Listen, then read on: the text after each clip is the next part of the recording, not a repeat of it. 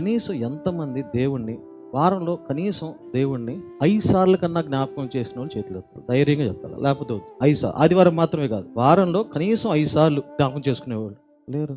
4 అనుమానమా? 3, 2, 1 ఇది తెలివో అది నాకు అర్థం కావట్లేదు. కానీ ఎవరైతే ఎత్తలేదో స్తోత్రం. ఎందుకంటే ఇది ఇంకో ప్రశ్న అడుగుతా, నీ భర్తని, భార్యని, పిల్లల్ని వారానికి ఎన్నిసార్లు జ్ఞాపకం చేసుకుంటావు? మర్చిపోతేనే కదా జ్ఞాపకం చేసుకోవద్దేది.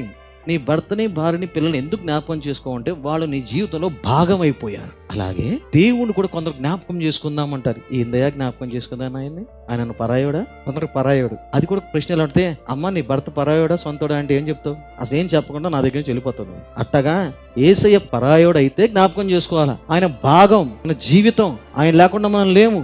ఇంత ఉన్నప్పుడు జ్ఞాపకం చేసుకున్న మాట నీ జీవితంలో ఉండకూడదు. మనందరం యేసయ్యని జ్ఞాపకం చేసుకుందాం, కనీసం ఒక్కసారి యేసయ్యని తలుచుకోండి. ఎన్ని చిన్నపిల్లలు చేస్తాం.